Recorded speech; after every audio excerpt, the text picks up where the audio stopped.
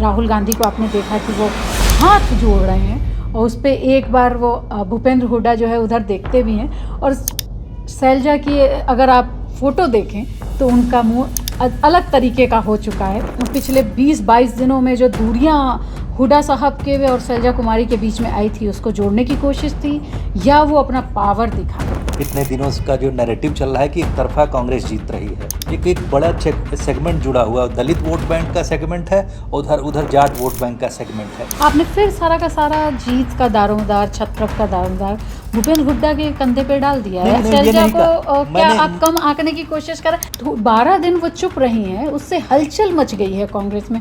तो हमेशा भूपेंद्र हुड्डा को क्यों ताकतवर बता के? नहीं, ये मेरा कहने का मतलब नहीं था। उनके पास में एटलीस्ट 20 कॉन्स्टिट्यूंसीज में एक मेजर इन्फ्लुएंस है। प्राइम मिनिस्टर खुद अपनी सभाओं में कह रहे हैं कि कांग्रेस में इस तरह से करप्शन जो है इंस्टीट्यूशनलाइज कर दिया गया था। हरियाणा चुनाव आखिरी पड़ाव तक पहुंच चुका है। 3 अक्टूबर को चुनाव प्रचार भी थम जाएगा, लेकिन दोनों भाई बहन, कांग्रेस के दोनों भाई बहन की जोड़ी हरियाणा में अपनी जान फूंकने के लिए तैयार हो गई है। आज उन्होंने विजय संकल्प यात्रा निकाली और पिछले 2 दिनों से लगातार वो रैलियां आगे की तरफ बढ़ती जा रही हैं। लेकिन आज की रैली बहुत ख़ास थी, क्योंकि राहुल गांधी की एक फ़ोटो सामने आई जिसमें कि वो भूपेंद्र हुड्डा और शैलजा कुमारी दोनों की जो टूट गई थी ना, दूरियां बढ़ गई थी, उनके हाथ को पकड़ा और उन्हें जोड़ के, और दोनों का चेहरा एक्सप्रेशन देखने लायक था।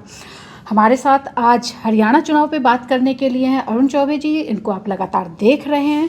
अरुण चौबे जी, कैसा ये जो एक्सप्रेशन था वो कैसा आपको लगता है? क्या ये कांग्रेस अपनी जो पिछले 20-22 दिनों में जो दूरियां हुड्डा साहब के और शैलजा कुमारी के बीच में आई थी, उसको जोड़ने की कोशिश थी, या वो अपना पावर दिखा रहे हैं? देखिए पूजा जी, जोड़ने की कोशिश से बड़ी बात कहना चाहूँगा कि जो एक हो सकता है लास्ट मोमेंट्स पे वोटर्स के बीच में एक संदेश प्रेषित करने की बात रही हो कि साहब ऐसा कुछ नहीं है, जो कांग्रेस पार्टी एकजुट है।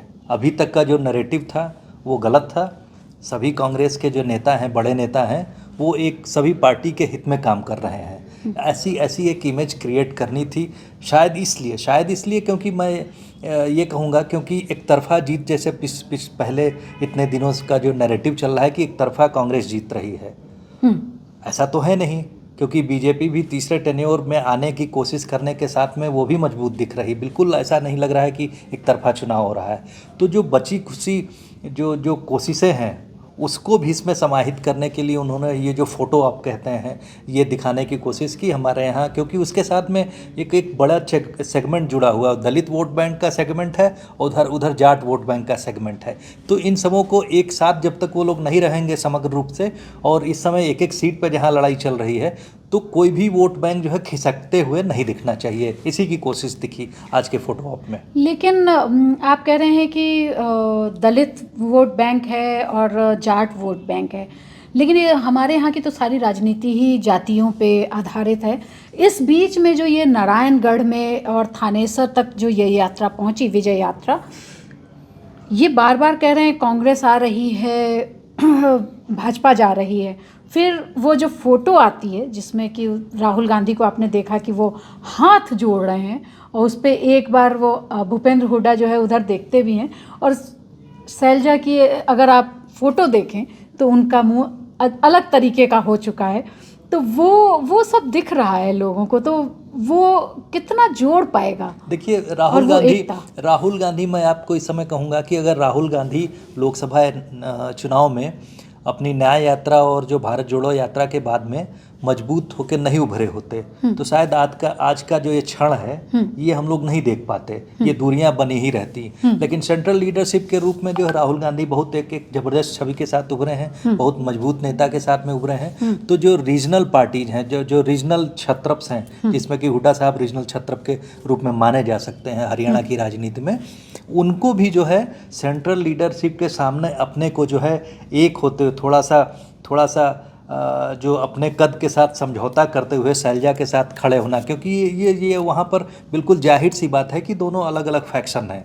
लेकिन फिर भी वो जो सेंट्रल लीडरशिप जब मजबूत होती है तो वो ये इंश्योर करती है कि बाकी फैक्शंस जो हैं कम से कम जो जनता के सामने मंच है उस पर एक दिखें। बाकी तो ये जो इंटरनल पॉलिटिक्स वो तो चलती रही है। तो किसी भी डेमोक्रेटिक सेगमेंट में, किसी भी डेमोक्रेटिक पार्टी में अगर गुट नहीं है तो प्रतिस्पर्धा नहीं है तो फिर वो राजनीति का पार्ट नहीं है। लेकिन मैं आपको यहाँ पे फिर से रोकूंगी। एक दिन मैंने और रोका था हरियाणा चुनाव पे, आपने फिर सारा का सारा जीत का दारोमदार, छत्रप का दारोमदार भूपेंद्र हुड्डा के कंधे पे डाल दिया है। आप शैलजा को क्या आप कम आंकने की कोशिश कर रहे हैं? मेरा ये सवाल आप समझिए कि आप हर बार 12 दिन वो चुप रही हैं, उससे हलचल मच गई है कांग्रेस में, तो हमेशा भूपेंद्र हुड्डा को क्यों ताकतवर बता के? नहीं, ये मेरा कहने का मतलब नहीं था। मेरा कहने का मतलब ये था कि भूपेंद्र हुड्डा ही भले ही कितना ताकतवर दिखें जी, लेकिन अगर शैलजा का साथ नहीं मिलेगा, जैसा कि मैंने कहा कि कुमारी शैलजा का साथ नहीं मिलेगा, तो अगर वो मान के बैठे हैं कि मैं अपने दम पे चुनाव लूंगा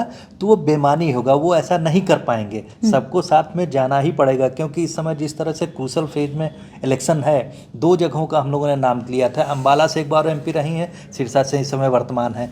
उनके पास में एटलीस्ट 20 कंस्टिट्यूंसीज में एक मेजर इन्फ्लुएंस है उनका असेंबली सेगमेंट में। एट द सेम टाइम आप जानती हैं कि आउट ऑफ 90 जो है 17 में शेड्यूल कास्ट वोट बैंक है।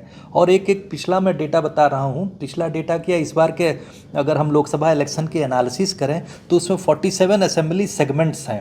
47 असेंबली सेगमेंट्स में ऊपर दिखती है कि 25 सीट के ऊपर कांग्रेस डोमिनेट कर रही है, लेकिन एट द सेम टाइम उस समय उनके साथ में केजरीवाल हुआ करते थे। केजरीवाल इसमें बहुत तगड़े से, यानी पांचवा एक धड़ा आया है जिसमें कि केजरीवाल की आम आदमी पार्टी भी आ गई है। और जाहिर सी बात है वो कांग्रेस पार्टी के कुछ तो वोट काटेगी ही अगर उनके साथ में नहीं जा रही है।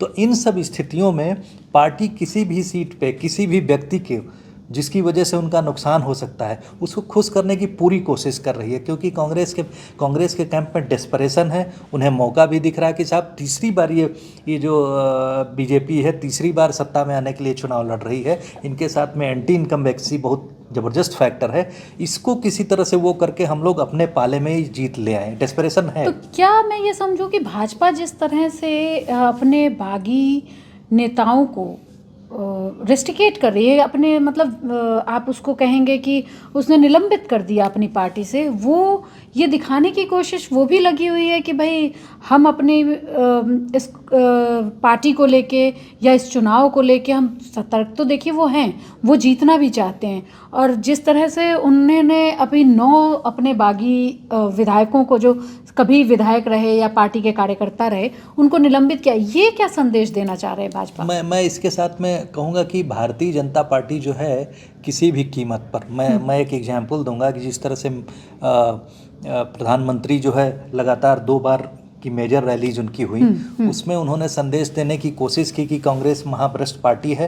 हम लोग जिस तरह से कोशिश कर रहे हैं जनता के पास जो है हम लोग करप्शन फ्री और ट्रांसपेरेंट गवर्नमेंट दे रहे हैं, उसके उन्होंने कई एग्जाम्पल दिए। उन्होंने एग्जाम्पल एक आपने भी सुना होगा कि समय वहाँ की राजनीति में एक चल रहा है पर्ची खर्ची और दूसरी पक्की नौकरी।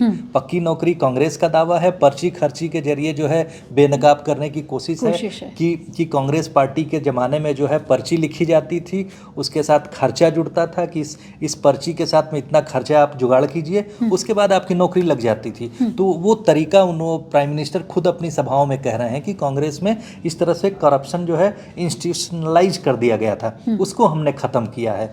उसके एवज में कांग्रेस पार्टी कहती है कि जैसे आज राहुल गांधी ने अपनी सभा में कहा कि आम आदमी के बीच में यानी न्याय और अन्याय के बीच में लड़ाई हो रही है, आइडियोलॉजिकल जो कन्फ्लिक्ट है वो न्याय और अन्याय के बीच में। उन्होंने कहा कि कांग्रेस पार्टी न्याय के लिए लड़ रही है और बीजेपी अन्याय के साथ में है।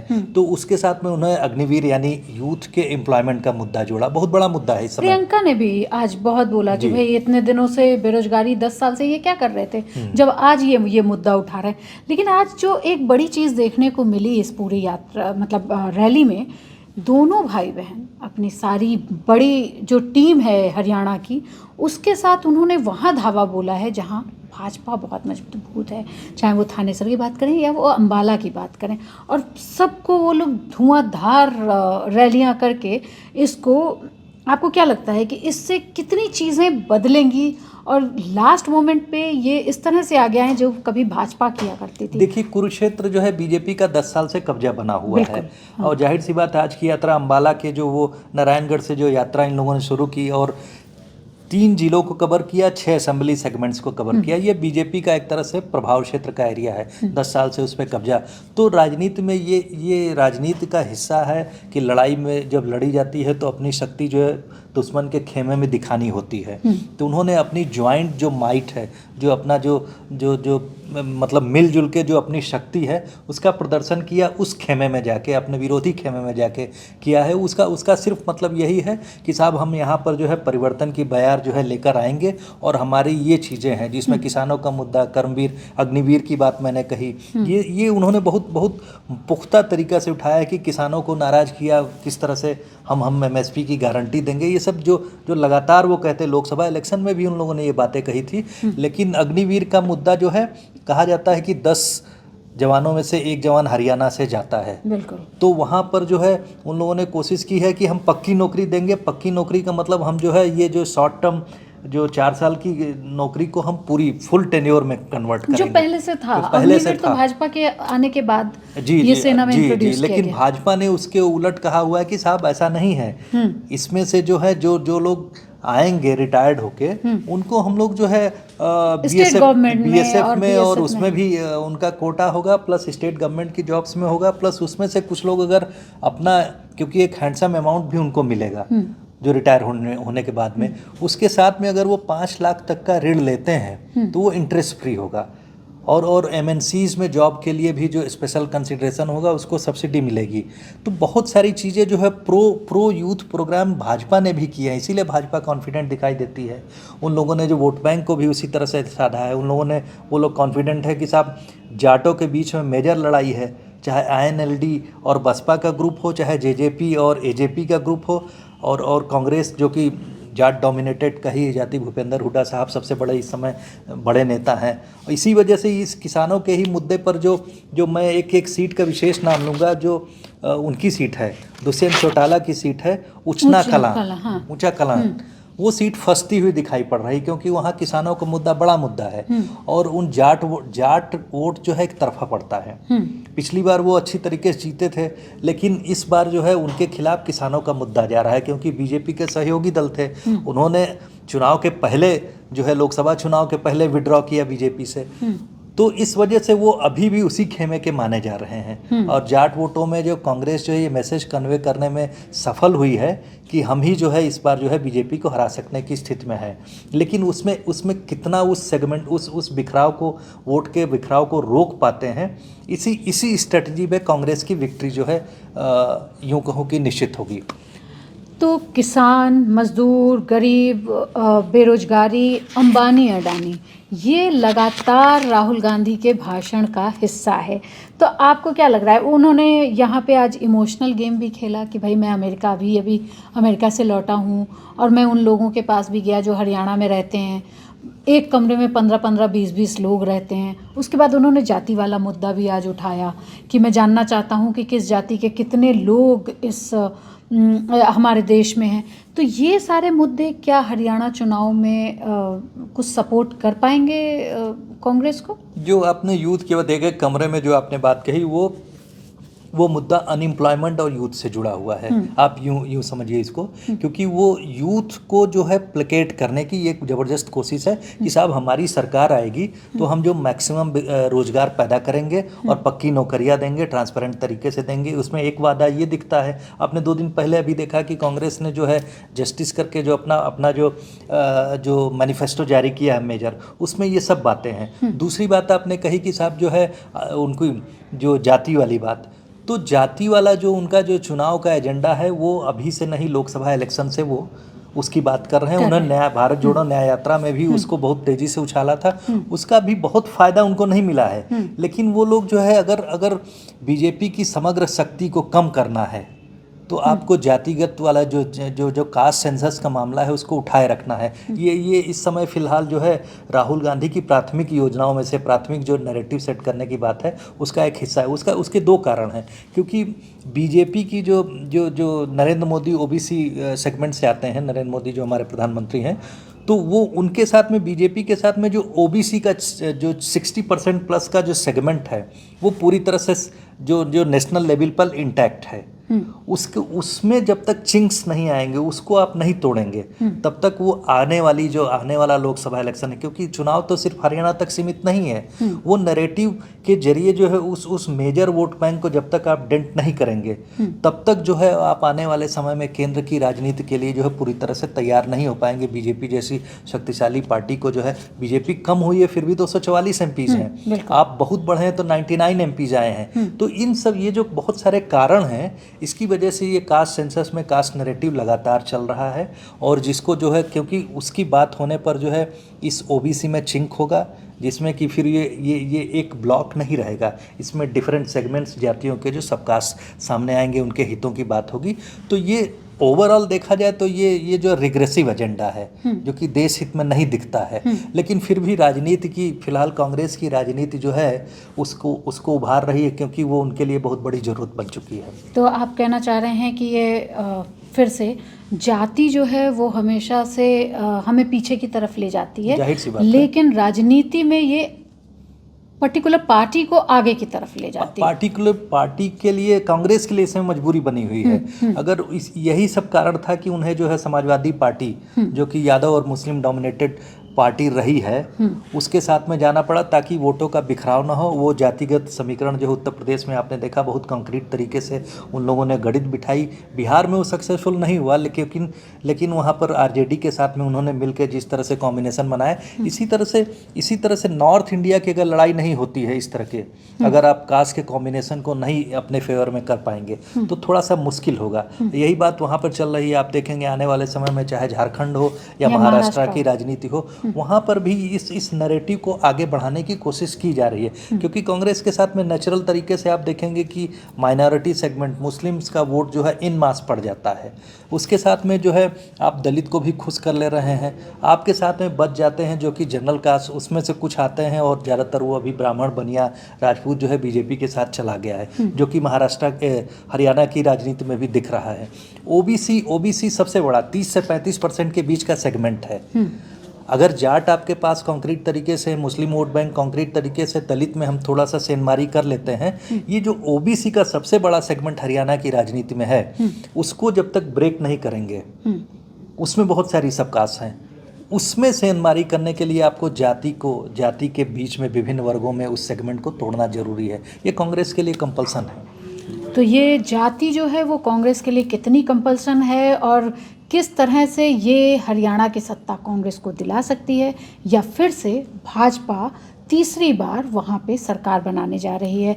आपको ये एपिसोड कैसा लगा, और आप हरियाणा के बारे में क्या और जानना चाहते हैं, ये हमें ज़रूर बताइए। और इसके साथ